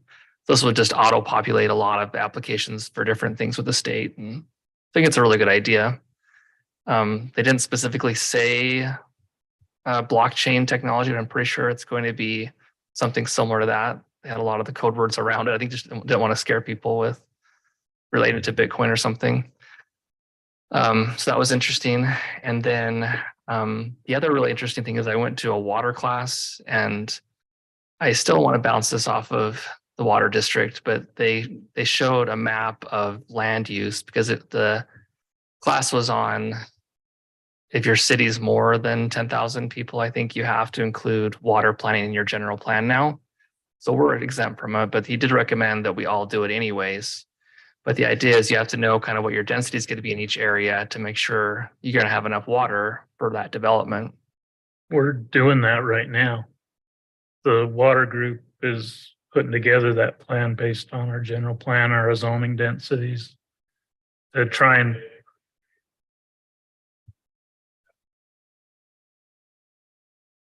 Yeah, and it doesn't even apply to us technically. yeah, we're doing it anyway as part of our negotiations on the RWSA. We're trying to hit what that need is going to be as far as, and it's going to help us for how much secondary water we need to go purchase. Those types of decisions, I think, are really relative. So we'll have that information available probably later this next couple of months, right? And I guess, yeah, just the most eye-opening thing was he showed on the map like 4 lots on an acre, or 8 townhomes on an acre, or 2 apartment buildings on an acre.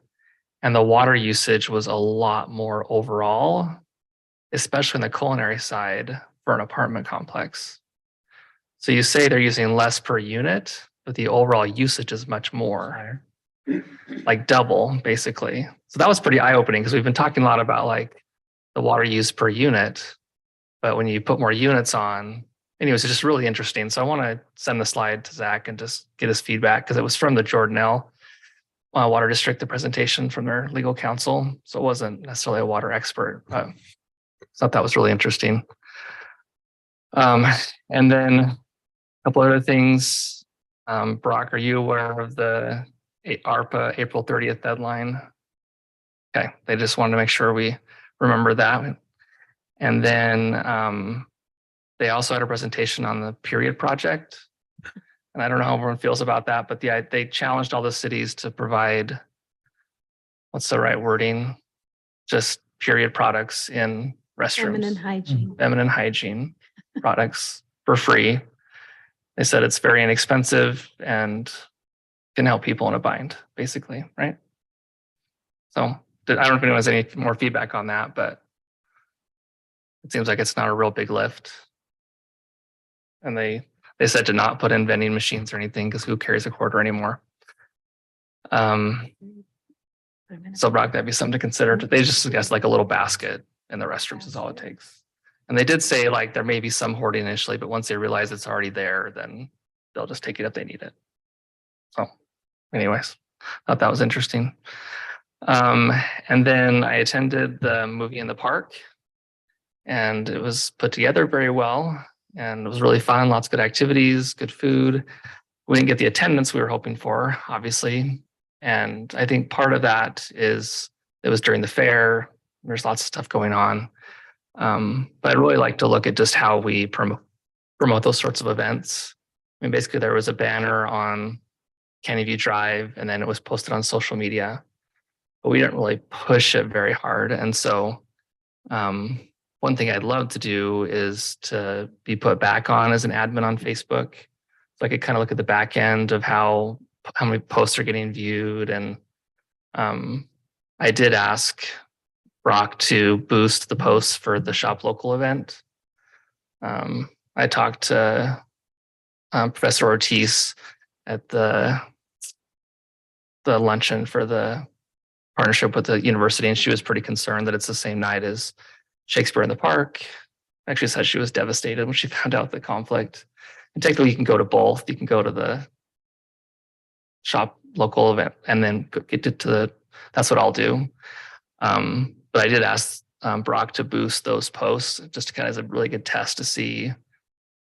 And so I noticed in my own feed, like even though I follow Santa Clara City, like not much ever shows up, but I have seen those sponsored posts. And so I just encourage you to maybe look through your feeds and see if it's even working. Like if you actually are seeing. I saw probably 3 or 4 today.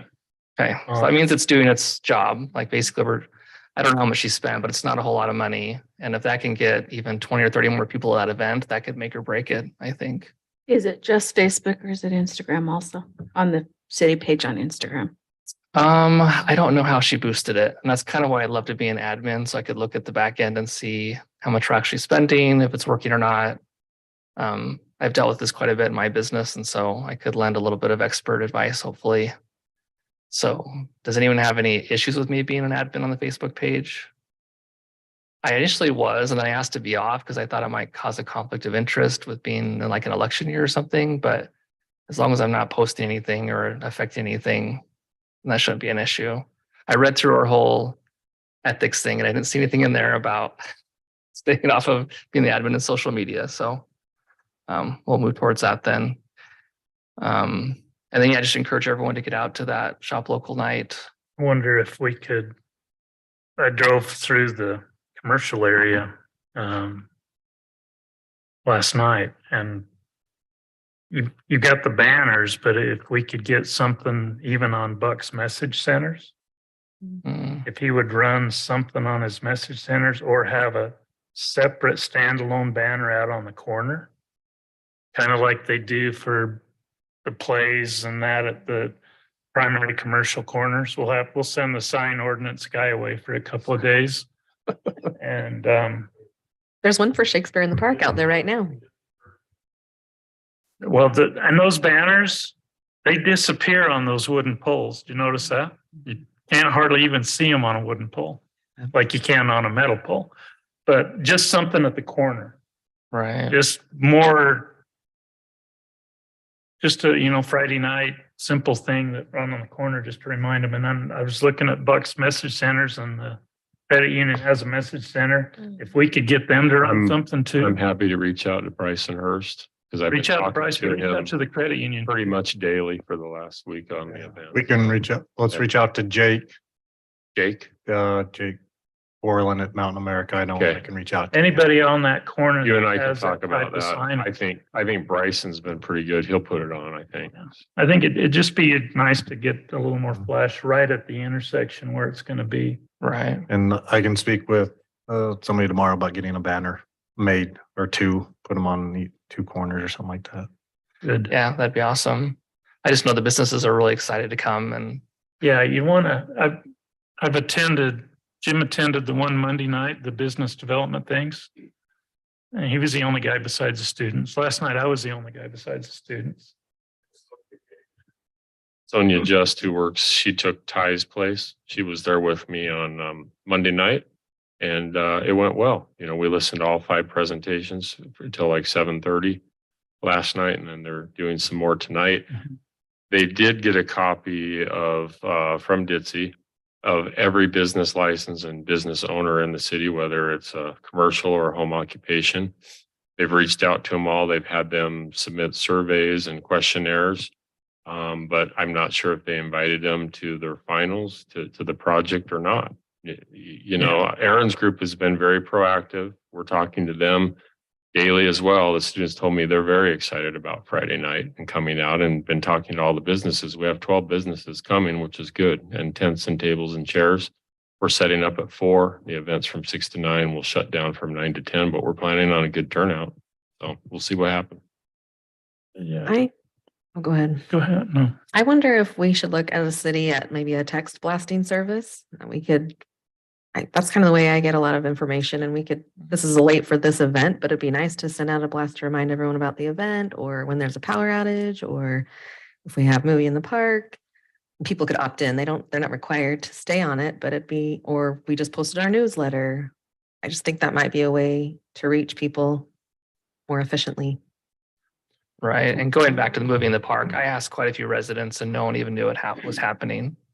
If you didn't notice the banner and you didn't actually look at our Facebook page or our Instagram, you wouldn't have known it was even happening. We should put a public hearing sign up there with a QR code Yeah. and movie in the park.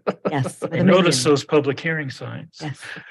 We do have, and to Chris's years, we have Blackboard, the other parlant that we have that we can message. We use that mainly as a emergency messaging system is what we've used it as only for really. And so, but it could be used when you can do email, text, and phone calls. I mean, just really determining how we want to use that. It's been used as an emergencies. We used it during the 2012 when the basin broke, and not a whole lot really since then. So it is an option. We could do that. I believe, right, it's not, they could then opt out I believe, but it pulls data from our utility database into the system. So it's whatever we have. If there's an email that's put in the system when they sign up for utility, we would have it. If they didn't, then we don't have an email, but those are is an option. You'd want to be careful, I think, sensitive on very select events so that you didn't overload them. Because Sure. I know what I do when I get overloaded by text messages. I agree. I've been getting one from a business in town I wanted to times give- today, but Yeah. I'm about to opt out of that. But Swiss It does days get- and movie in the park, and Mm-hmm. it might be helpful for some people. Just a little bit on the social media and the blitz. I got a message and she sent it to a few of us from Erin Ortiz yesterday morning after the Monday event. She said, first, my students posted on St. George word of mouth this morning, and I will keep you updated on how that post is going and trending. See post below. Second, we also heard back from the Independent based on our press release who said they will be coming to cover the late night shopping event on Friday. Third, we also had an article in St. George News. You've probably seen that. Utah Tech University offers local and professional skills. The article ran, although it discusses the entire City Alliance program, the late night shopping event was featured. So there are some things going on. Yeah, and then I shared the event in the different groups. There's 3 different discussion groups for Santa Clara, and we've got a little bit of feedback on those. Would have been better if the city posted it in there, but I just wanted to get it done real quick, so I did the share. So anyways, I think, yeah, in terms of if we can just push a little bit more, but again, I want to kind of look at the back end and see if it appears to really be working. Like I'm in the same boat as you, Mayor. I've seen several things. So anyways, that's my report. Thank you. I went to the emergency management one at Thursday, and it brought back, I don't know if they were great memories, but it definitely brought back memories of the processes, and I think we're still in pretty good shape. I just sat there and smiled and had deja vu going through my head, going through that thing. But they do have a volunteer coordination center, and they set it up on a QR code. So when you have the event and people want to come and volunteer, they just shoot the QR code and it tells them where to go and helps them register. So it starts your FEMA tracking system. That's something I think we want to look into. I think that was one issue, particularly after 2012, when we had the mad rush of volunteers come before we were set up, and really had anything for them to do or could even let them into the damaged area. But having something like that they could just scan with their phone and get their information automatically on our rolls and start tracking their hours would be helpful. So that's something we'll look into. You guys are aware the water district's raising the water rates. Got a letter from the district. They're going up another dime per thousand, effective July 1. The public hearing on it at the water district is next Wednesday at 6 o'clock. If anybody wants to attend that meeting up at the district office, I'm going to see if Ben can attend in my stead. And I know you guys are aware of it, right? That it's coming. Do we have it scheduled on our agendas? Coming forward yet? The 10th of May. Okay. All right, good. I enjoyed the UDOT training, the UAMPS training. Several of you were able to come and attend the training before the league meetings. And I thought it was good. I thought it was particularly interesting how the growth protections are changing with EVs and the other things out there. So I'm sure Gary's all over that. And the gas prices and power bills are high. Natural gas prices are high, so power bills are high. 35% of the Western electric grid generation is natural gas. So as gas prices go up, it can have a huge impact on the market because of the high percentage. And then some other things I didn't know about the Northwest, the very large load demand that happened in the Northwest when they all had to get in the Northwest typically been cooler, so there hasn't been a lot of air conditioners. Now it's warmer, so there's a lot more air conditioners, a lot more power demand in the Northwest, and that also influences the market. So some things that way. The HAC, the Housing Affordability Committee, had their quarterly roundtable. And it was kind of interesting on talking about affordable housing and the lack of affordable housing. Talks about a couple of groups that are actually going out and buying properties to preserve them for affordable housing, which was interesting. They've got investor groups they'll go in and buy a property. They look for smaller, 20-unit projects, and they'll go in and buy the whole thing and then set it up for a percentage of AMI rentals in there that qualifies it. So you're seeing some interest come in from the private sector. So there's some other information that way that we'll talk a little bit more as I go forward. It's interesting though, the 1 bedroom, 1 bath average rent and for the fourth quarter of 2022 down here in Washington County was $1,400 a month for a 1 bedroom, 1 bath. A 2 bedroom, 1 bath was actually cheaper, $1,239. I got a hunch there's not a lot of 1 bedroom, 1 baths. A 2 bedroom, 2 bath was $1,717. A 3 bedroom, 2 bath was $1,782. So just huge rents that they're paying right now. So there's not a lot of available product out there. And the thing is the occupancy, like the 2 bedroom, 1 bath is only 2%. So they're all occupied, even at that high rents. So that's a problem. And it's not getting any better. We had a FEMA flood risk map update meeting. FEMA's updating their flood maps. Wasn't a lot of things that affect Santa Clara on their floodplain maps. Like some of the other communities got FEMA identified brand new floodplains that had never been there before. And so there hadn't been any enforcement of a floodplain in that area. And so you put a bunch of new homes into the floodplain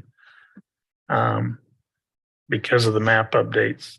I don't know if we've got any in Santa Clara. I still have a lot of issues with some of their modeling as it comes out of Tuacahn Wash and comes down through the valley. But right now it's not zone A, so I'm feeling good about it. The MPO met and they presented a roundabout study. A roundabout versus a four-way intersection. A roundabout's 82% safer for about the same price because it reduces the potential conflict points from 32 down to 8. And so that's one of the reasons why Ivans has gone super roundabout friendly. The downsides on them is if you look, it's really hard to get your pedestrian traffic to learn how to use them, even harder than the cars. And the maintenance is really hard because when you shut down an intersection, you typically close a lane and route traffic through the intersection. When you do a roundabout maintenance, you shut down the whole roundabout because they can't go all the way around. And so it makes maintenance a lot harder getting those things done. But they are kind of the wave as we get additional traffic. They do move traffic well. And so it's something that you'll see, I think, more of. The water work group is continuing to meet and trying to iron out the issues with adopting the amended RWSA, the water supply agreement, acquisition of water rights. I think we're getting that one resolved. We're going to have an increased involvement of what they call the administrative committee. Instead of the board of the district making the decisions, I think most of the decisions relative to the water supply agreement will be made by the AC, which is made up of a representative from every city, primarily the mayors. So we would be meeting and making the decisions instead of the district water board making the decision for us. So I was happy about that. Been a long time since we've met. There's been a lot of meetings since we've met. So I think those are the big ones that I had. Brock, did I miss anything? Not that I can think of. Okay, good. Did any of you guys have anything had to come tonight or can't wait till Work meeting. Oh, there he is. Oh, yeah, I want to hear this. Get up here. Chief Flowers and his speed study. So we just completed a couple of places where we've been doing a traffic count. We did one out by Mobara on Old 91. We did one over on Pioneer and Red Mountain, and then we did one coming down the Santa Clara Hill. And we're averaging between 3,000 and 5,000 vehicles a day. A little bit of I'm having a hard time making sense of some of the information simply because our computer went down for 3 days because there was no sun. It's on solar, but it looks like we have a little bit of a speeding problem coming down the hill, which is no surprise. I've thought about the enforcement of that. It just looks really bad when you put a patrol car in the bottom of a hill writing speeding tickets into a town. It has all kinds of ugly all over it. But it looks like to me that we have a fairly strong traffic problem on Fridays and on some of the weekends, and it averages about in a 3-week period about 100,000 vehicles when we add it all up. You saw the numbers, Mayor, that I sent you. I don't know if you drew any conclusions from that, but fairly interesting study. It kind of looks like to me that you've got traffic coming into town and you've got some of it going off on Pioneer, but then you have the other traffic coming from Highlands getting on and coming into Santa Clara. So it's kind of an interesting traffic pattern. But we do have a few places we want to look at as far as some speed enforcement, but most of it's Friday evenings and sometimes on Sunday afternoons, which is not a surprise. But I will forward those numbers to you with some general conclusions as soon as I have them all together. So you will have them.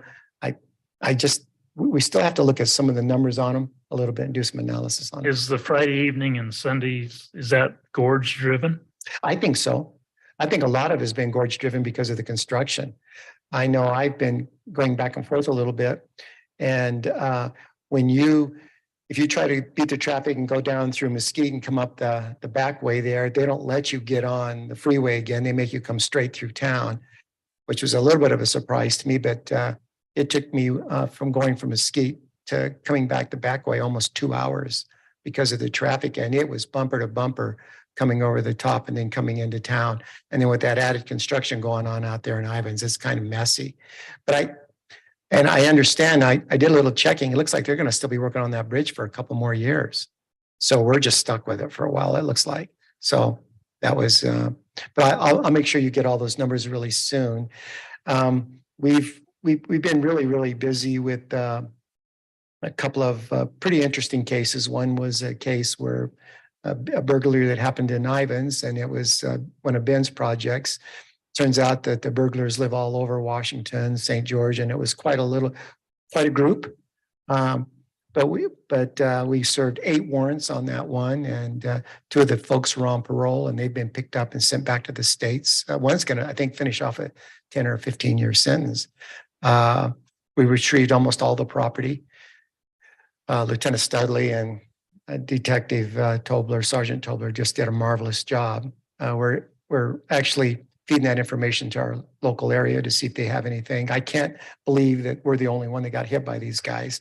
So that was a good one. Then we served a warrant here in Santa Clara and got quite a bit of drugs and guns out of that home. Kind of surprises because these people weren't on the radar, and it all started over a citizen's vehicle being stolen. And he originally wasn't happy with our service, but then he was ecstatic when there's just, when you have a case, things you just can't talk about. It looks like there's not a lot of action, but there was. So we feel very good about that. We've got our 3 people on. We're going to be bringing them to you in the next council meeting to introduce them to you. They weren't available tonight because they're up in training. One of the reasons why I want to give my report tonight is that I'm going to be gone for a couple of weeks doing some travel. And so I'll have representation here, and then I'll have Lieutenant Studley or Captain Rogers come in and give an update on those cases if you want. And I tried giving you a call. Did you get my message? I did. I was just busy with the fair. They're prepared anytime you want that information. They're prepared to give that to you. So, and then just a couple more things. The Children's Justice Center, I can't tell you the marvelous work they do. I mean, we're working with them almost on a daily basis, and they've got some wonderful, wonderful people there. We've probably last month used them probably 10 to 15 times, and they've helped. We've had over 30 victims last month that we assisted through our victims advocate, which is numbers are up a little bit, but it's kind of an interesting. I'm a real advocate of that program. You know, we funded that ourselves, kind of with a grant, but we went full time on that, so that works really well. Animal shelter is doing pretty good. I got an idea on those students. We can use them for some crosswalk assistance, standing there to see if people stop for them. So if you want to really use them, I perk right up on. We won't get them and run over, but that would be really interesting thing to do. And then grandma requests, we're drowning in those. I bet our administrative people are putting 8 to 15 hours a week just on grandma requests. People coming in and wanting reports and information, and then we get lots of them for the press that don't want to be charged for it. But you know, so that's pretty time consuming. At some point, we're going to have to figure that out. But anyway, Are they from residents, non-residents? whether from victims, residents, some people just want information. And if you're not connected to the case, we generally deny those. But just, I mean, we'll get 5 a day now. And they're time consuming because, you know, we got to get video now. And that takes, you know, to get one case, it'll take a couple hours just to review the video and redact that. So kind of an interesting thing. So Do we publish dollars and cents as to what it's going to cost for those? yeah, we do. So And they know, ahead of and we charge. But there's a lot of, about half you can't because they're the victims. And then some of them are for our prosecution, and then some are for insurance companies. And you hate to, you know, but when they're out just fishing, like some people say, well, I want all the video for all this. Well, that's expensive, but we charge them and they pay. But it's just time consuming is the problem. It doesn't, we don't recover the cost. They say you can charge for the cost, but we get so many that have nothing to do with cost.